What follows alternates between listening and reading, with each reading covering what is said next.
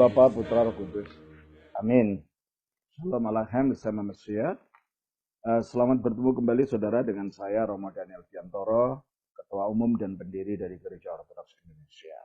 Kita akan melanjutkan acara kita dengan menjawab pertanyaan-pertanyaan yang sudah saudara kirim kepada kami.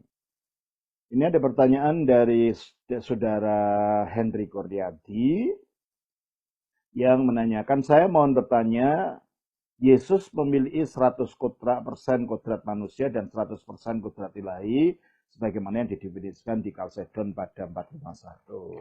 Kalau Kalsedon tidak pakai persenan gitu Mas ya. Di Kalsedon mengatakan bahwa dia itu Allah sejati dan manusia sejati. Ya.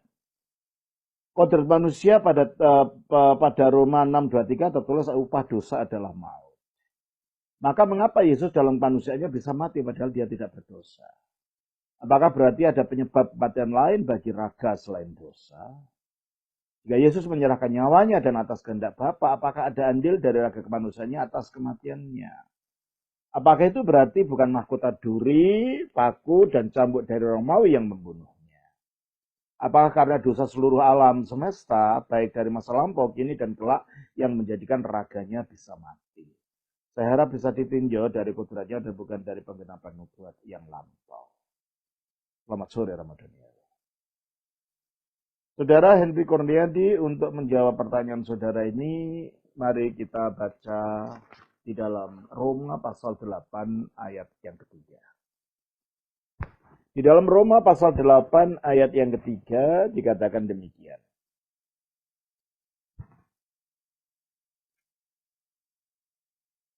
Sebab apa yang tidak mungkin dilakukan hukum Taurat, karena tak berdaya oleh daging, telah dilakukan oleh Allah dengan jalan mengutus anaknya sendiri dalam daging, yang serupa dengan daging, yang dikuasai dosa karena dosa. Ia telah menjatuhkan hukuman atas dosa di dalam daging. Sebenarnya ayat ini sudah saya bahas dalam jawaban saya lupa di mana, di salah satu video. Kalau saudara melihat dari video-video saya, sebenarnya saya sudah menjawab masalah ini. Ya.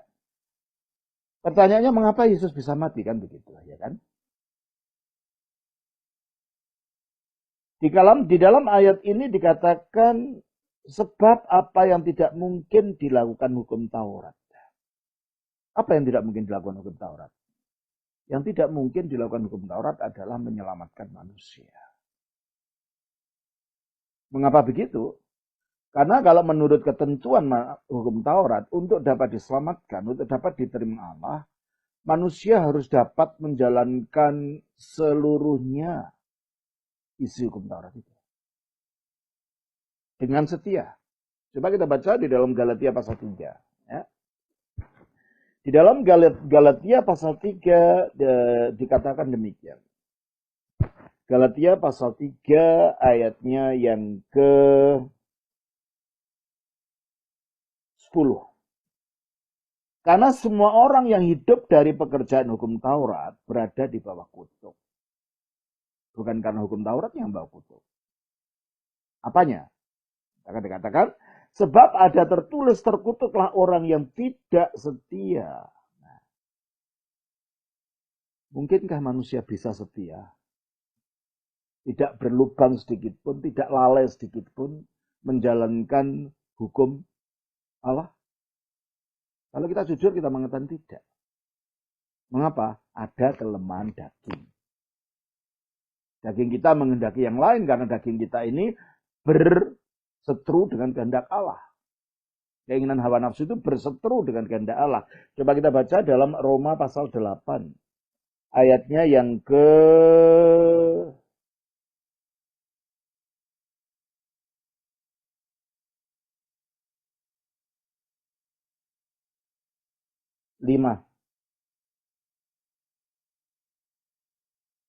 Sebab mereka yang hidup menurut daging memikirkan hal-hal yang dari daging. Mereka yang hidup menurut roh memikirkan hal-hal yang menurut roh. Ayat 7. Sebab keinginan daging adalah perseteruan terhadap Allah, karena ia tidak takluk kepada hukum Allah. Hal ini memang tidak mungkin baginya. Jadi karena adanya kekuatan daging, hawa nafsu di dalam daging ini, yang menurut kitab suci dikatakan daging tidak pernah takluk kepada hukum Allah. Oleh karena itu, kita tidak mungkin dapat setia terhadap hukum Taurat. Maka dikatakan, apa yang tidak dapat dilakukan oleh hukum Taurat, karena tidak berdaya, karena daging. Ini daging ini. Tidak berdayanya ini, manusianya yang tidak berdaya menjalankan hukum Taurat. Sehingga Taurat tidak dapat melakukan apa-apa terhadap manusia, karena Taurat tidak punya kuasa untuk memberikan kekuatan bagi manusia untuk dapat menjalankan perintahnya. Taurat hanya memberi perintah, tetapi Taurat tidak memberi kekuatan kepada manusia untuk dapat menjalankan perintah itu, dan manusia dikuasai oleh daging. Makanya manusia tidak bisa setia, ya, untuk menjalankan seluruh tuntutan Taurat. Kembali ke Galatia, ayat 10. Terkutuklah orang yang tidak setia melakukan segala sesuatu. Dapatkah kita melakukan segala sesuatu dalam perintah itu? Mustahil. Jadi setia tidak, melakukan segala sesuatu tidak. Maka akhirnya kita di bawah kutuk itu. Itulah sebabnya Taurat memang tidak dapat menyelamatkan manusia, bukan karena Tauratnya. Tauratnya itu berdosa, enggak. Kalau Taurat itu suci pada dirinya, manusianya ini loh yang tunduk di bawah daging. Ya, terkutuklah orang-orang yang tidak setia melakukan segala sesuatu yang tertulis dalam kitab hukum Taurat. Jadi yang salah bukan pada Tauratnya, yang salah pada manusianya yang tidak dapat setia, tidak dapat menjalankan seluruh tuntutan hukum Taurat karena berada di bawah kuasa daging. Dan itulah sebabnya dikatakan dalam Roma 8 tadi bahwa ayat 3 tadi dikatakan begini. Sebab apa yang tidak mungkin dilakukan hukum Taurat karena tak berdaya oleh daging. Tauratnya tidak berdaya untuk menghilangkan sifat daging dari manusia. Dagingnya itu menurut Alkitab adalah selalu berseteru dengan hukum Allah.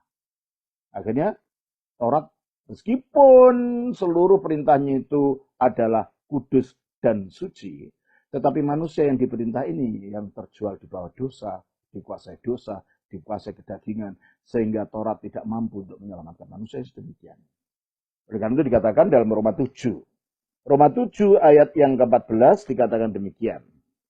Roma 7 ayatnya yang ke-14 dikatakan, sebab kita tahu bahwa hukum Taurat adalah rohani itu, tetapi aku bersifat daging, terjual di bawah kuasa dosa.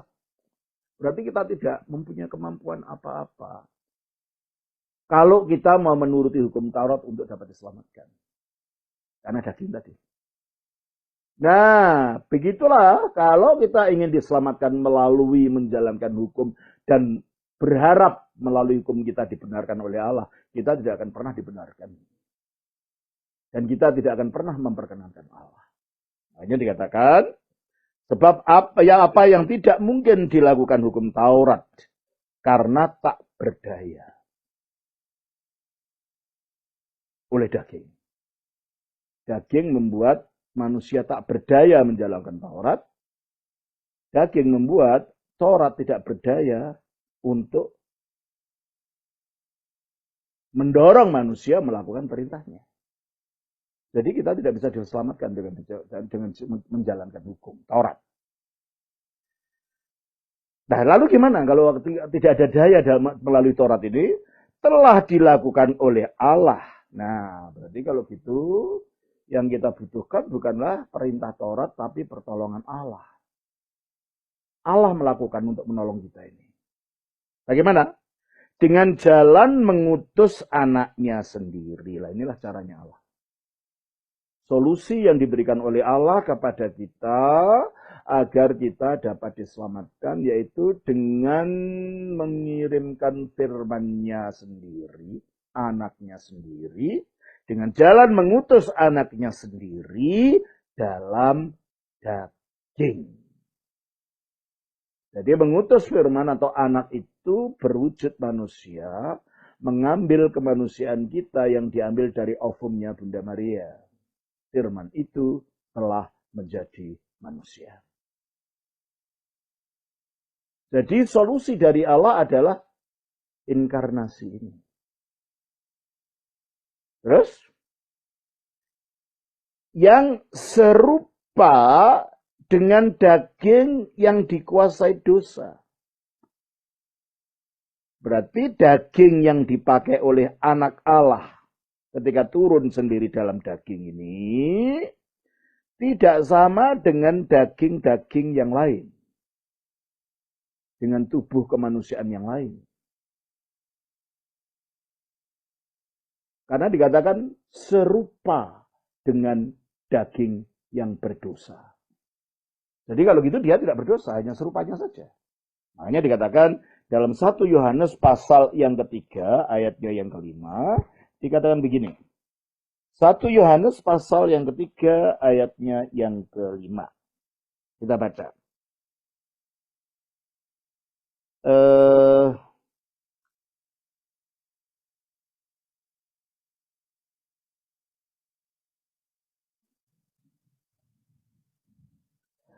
Dan kamu tahu bahwa ia telah menyatakan dirinya supaya ia menghapus segala dosa, dan di dalam dia tidak ada dosa. Jadi dalam Kristus tidak ada dosa. Loh, kok dikatakan serupa dengan dosa gimana? Loh, bisa mati itu loh. Karena kematian itu datang akibat dosa, padahal Kristus tidak berdosa. Jadi kalau sampai Kristus dengan bisa mati, padahal dia tidak berdosa, berarti matinya itu serupa dengan orang berdosa. Nah kalau gitu, Kristus mati bagaimana? Kalau Alkitab mengatakan dalam Roma 6 ayat 23 bahwa upah dosa adalah maut. Nah kok Kristus mati? Nah ini bedanya. Matinya Kristus dengan matinya kita, sumbernya beda. Kalau kematian kita sumbernya dari dosa. Upah dosa adalah maut. Dan kita baca juga dalam Roma pasal 5 ayat yang ke-12. Roma 5 ayat 12. Sebab itu kita yang ayat 12. Sebab itu sama seperti dosa telah masuk ke dalam dunia oleh satu orang, yaitu oleh Adam. Dan oleh dosa itu juga maut. Jadi adanya maut karena dia dosa tadi. Masuknya maut ke dalam dunia karena ada dosa tadi. Demikianlah maut itu telah menjalar kepada semua orang. Karena semua orang telah berbuat dosa. Berarti kalau gitu semua orang di dunia ini mengalami mati karena adanya dosa itu. Dan maksudnya dosa kejatuhan manusia yang pertama itu. Dan juga dikatakan di dalam Roma 6 ayat 23. Sebab upah dosa ialah maut. Jadi kalau semua orang lain termasuk saudara dan saya kalau mati nanti, itu akibatnya disebabkan karena adanya dosa. Yesus tidak. Maka meskipun dia mati sama kelihatannya seperti kita, tapi mati sumbernya lain dengan kita. Sehingga hanya serupa dengan daging yang berdosa. Dia tidak betul-betul berdosa seperti dikatakan dalam Alkitab tadi. Ya. Coba kita baca juga dalam 2 Korintus pasal 5 ayat 21. 2 Korintus pasalnya yang kelima ayatnya yang ke-21 dikatakan begini.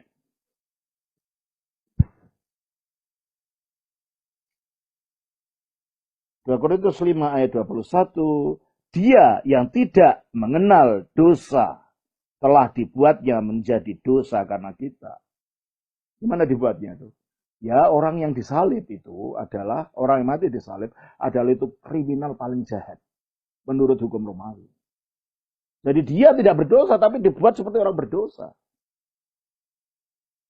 Dengan mati, disalibkan itu. Jadi menjadi kriminal, dan akhirnya mati. Nah mati ini kan orang berdosa.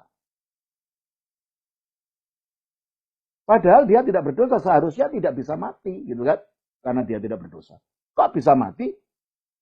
Nah kalau gitu, mengapa? Apa yang menyebabkan Yesus itu mati? Kita baca dalam Yohanes pasal yang ke-10. Ya. Di dalam Yohanes 10 ayat yang ke-2 itu 17 18 kita baca demikian. Yohanes pasal 10 ayat yang ke-17 18. Demikian dikatakan. Bapa mengasihi aku. Oleh karena aku memberikan nyawaku untuk menerimanya kembali. Tidak seorang pun mengambilnya daripadaku. Jadi pada waktu nyawanya Yesus diberikan, artinya pada waktu Yesus mati, dikatakan tidak seorang pun yang mengambil. Berarti waktu nyawanya pergi dari keluar dari tubuhnya, mati, bukan Bapa yang mengambil, karena tidak seorang pun. Bukan iblis yang mengambil. Bukan malaikat yang mengambil. Bukan pula dosa yang mengambil. Berarti matinya Yesus penyebabnya beda dengan kita. Kalau kita mati karena ada yang mengambil. Siapa yang mengambil dosa tadi? Upah dosa adalah maut. Dalam hal Yesus tidak ada yang mengambil. Nah, kok bisa mati kalau begitu? Kita lanjutkan. Tidak seorang pun mengambilnya daripadaku, melainkan aku memberikannya menurut kehendakku sendiri. Aku berkuasa memberikannya dan berkuasa mengambilnya kembali. Kok Yesus punya kuasa itu? Mengapa? Karena dia itu Allah 100% tadi, saudara katakan. Dia firman-Nya Allah, yang adalah Allah. Allah itu berkuasa atas hidup dan mati. Sehingga kalau Yesus sampai mati, dia berkehendak untuk mati. Kok bisa ya? Karena dia punya tubuh manusia. Dan tubuhnya manusia ini, dalam segala hal sama seperti kita. Kita baca di dalam Ibrani pasal 2 ayat yang ke-14. Ibrani pasal 2 ayatnya yang ke-14.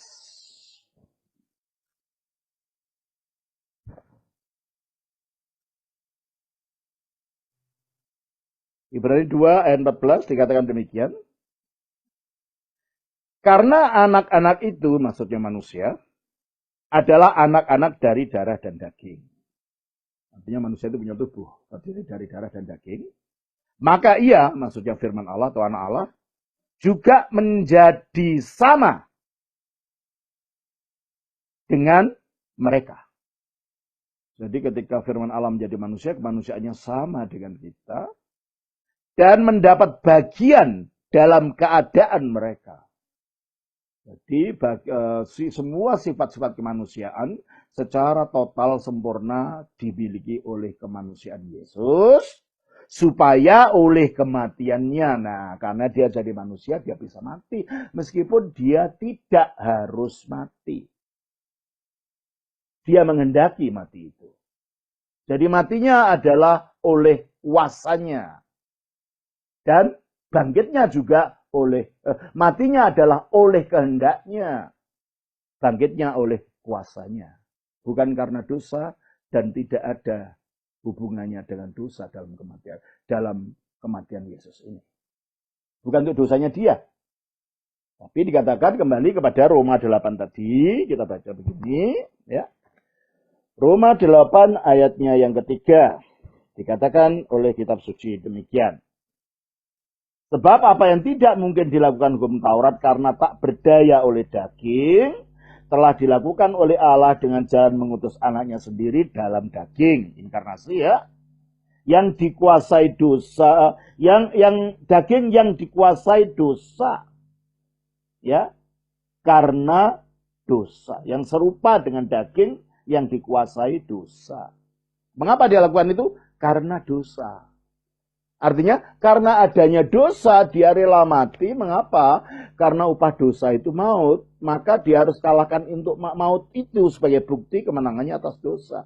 Nah untuk dapat mengalahkan maut dia harus mati. Dan matinya oleh kehendaknya sendiri. Maka dia mati.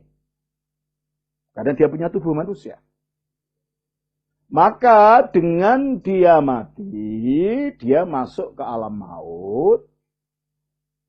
Tetapi tidak dikuasai oleh maut itu. Karena dia bukan orang berdosa. Makanya dia bangkit lagi pada hari ketiga. Maka dikatakan di dalam Roma pasal 6 ayat 3. Ya. Di dalam Roma 6 ayat 9. Bukan ayat 3. Ayat yang ke-9 dikatakan begini. Roma pasal 6 ayatnya yang ke-9 dikatakan begini. Karena kita tahu bahwa Kristus sesudah ia bangkit dari antara orang mati, tidak mati lagi, maut tidak berkuasa lagi atas dia. Berarti dia telah menang atas maut, maut telah dikalahkan. Padahal upah dosa adalah maut, berarti maut itu akibat dosa. Kalau maut dikalahkan, berarti dosa juga ikut dikalahkan. Dengan demikian melalui matinya yang akhirnya dimeteraikan oleh kebangkitannya, Kristus mengalahkan dosa itu. Maka dia mati karena adanya dosa ini. Karena untuk melawan dosa ini. Karena untuk mengalahkan dosa ini. Itulah sebabnya dia mati. Dan matinya bukan karena dia harus mati. Kalau mati memang harus mati. Sebab ada dosa dalam diri kita. Yesus mati karena berkehendak untuk mati. Bagi mengalahkan dosa itu. Makanya dikatakan kembali kepada Roma 8 tadi. Kita baca. Dengan jalan mengutus anaknya sendiri dalam daging yang serupa dengan dagingnya dikuasai dosa karena dosa. Ia telah menjatuhkan hukuman atas dosa di dalam daging. Bagaimana kok dosa dijatuhi hukuman dalam daging? Dagingnya siapa? Ya dagingnya Yesus. Dengan jalan apa? Dengan daging kemanusiaannya itu disalibkan. Loh kok begitu? Ya kita harus mengetahui inti dosa ini apa. Inti dosa adalah kejatuhan manusia itu. Kita baca dalam Kejadian pasal 2 ayat 16-17. Kejadian pasal 2 ayat 16-17 dikatakan, lalu Tuhan Allah memberi perintah ini kepada manusia. Semua pohon dalam taman ini boleh kau makan buahnya dengan bebas. Tetapi pohon pengetahuan tentang yang baik dan yang jahat itu janganlah kau makan buahnya.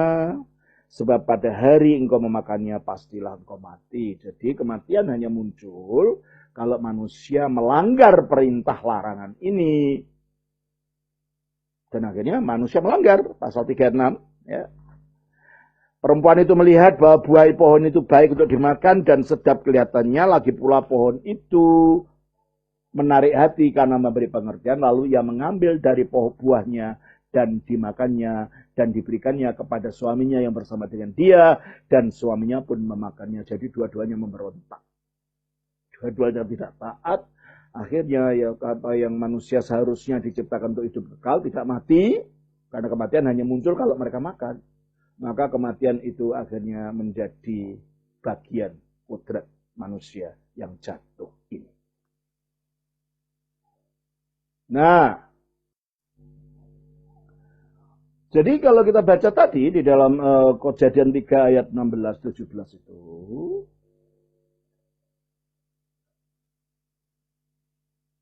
di dalam Kejadian 3 16-17 itu, manusia diberitahu akan mati hanya kalau mereka memakan buah itu. Artinya kalau mereka memberontak perintah larangan tadi.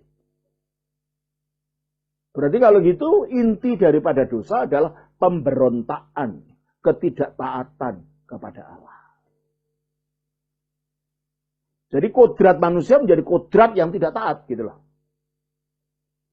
Sebenarnya dikatakan di dalam Roma pasal 8 tadi ya. Karena sekarang manusia menjadi berkodrat daging. Dan daging itu tidak taat pada hukum Allah. Itu intinya. Maka caranya supaya dosa itu dihilangkan dengan manusia, ketidaktaatan itu harus dilawan dengan ketaatan mutlak yang mempunyai dampak universal kepada seluruh manusia. Dan itu dilakukan Yesus dengan jalan disalibkan. Kita baca di dalam Filipi pasal 2 ayat yang ke-8. Ya. Di dalam Filipi pasal 2 ayat yang ke-8 dikatakan oleh kitab suci demikian. Filipi pasal 2 ayat yang ke-8 dikatakan, dan dalam keadaan sebagai manusia, ia telah merendahkan dirinya dan taat sampai mati, bahkan sampai mati di kayu salib. Jadi kematian Yesus di kayu salib ini adalah wujud ketaatan mutlaknya pada kehendak Bapa. Ingat, yang taat ini bukan hanya seorang laki-laki Yahudi abad ke-1. Yang taat ini adalah manusia penjelmaan dari firman Allah itu sendiri. Karena firman itu yang menciptakan segala sesuatu, ketika dia menjadi manusia, maka apa yang pun yang dilakukan dalam kemanusiaan itu berdampak universal kepada seluruh ciptaan. Sehingga ketika melakukan ketaatan dalam kemanusiaannya melalui penyalibannya itu, dampaknya ialah dia menghancurkan ketidaktaatan yang ada dalam kodrat manusia. Dengan demikian dia menghancurkan intinya dosa itu, sehingga dengan demikian dia menghukum dosa dalam dagingnya. Daging apa? Daging kemanusiaannya yang disalibkan itu. Dan itulah yang dikatakan di dalam Roma 8 ayat 3 tadi. Di mana dikatakan di situ Roma 8 ayat 3 dikatakan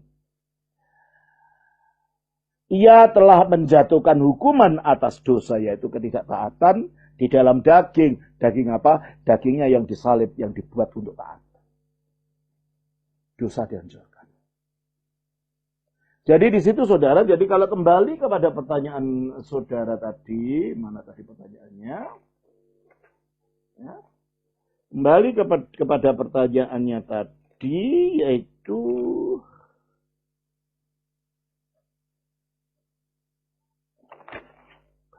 mana tadi pertanyaannya, saudara?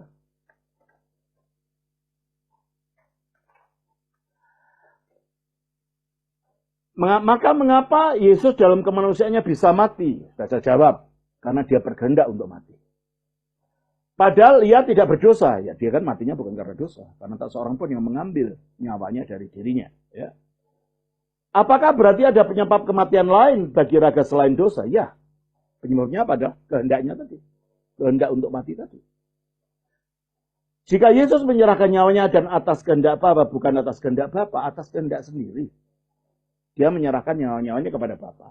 Apakah ada andil dari raga kemanusiaannya atas kematiannya? Karena dia manusia, yang dalam segala hal sama seperti kita, ya kemanusiaan ini bisa mati kalau dikehendaki. Meskipun tidak harus mati, sebab kemanusiaan Yesus ini tidak ada dosanya. Di dalam dia tidak ada dosa sama sekali. Tapi dia bisa mati kalau dikehendaki, tapi tidak harus mati. Kalau kita tidak bisa menghendaki untuk tidak mati. Waktunya mati ya harus mati saja, klekek gitu, udah ya. Ditahan-tahan ya nggak bisa. Karena memang kalau sudah waktunya mati, ya harus mati. Karena memang upah dosa adalah maut. Yesus tidak. Kematiannya itu adalah dalam kontrolnya dia. Dalam kendalinya dia. Kalau dia mati, ya bisa mati. Kalau enggak, ya enggak. Tapi kalau dia enggak mati, bagaimana dia mengalahkan kematian? Dan kalau dia tidak mengalahkan kematian, bagaimana dia mengalahkan dosa? Sebab upah dosa adalah maut. Dengan kematian dikalahkan oleh kehendaknya, dengan masuk ke dalam alam maut, dia mengalahkan dosa itu. Ya. Terus, apakah itu berarti bukan mahkota duri, paku, dan cambuk dari Romawi yang membunuhnya? Loh, kalau dia tidak berkehendak tidak berkehendak untuk mati, biar cambuk, biar tombak, ya tidak akan membuat dia mati gitu loh.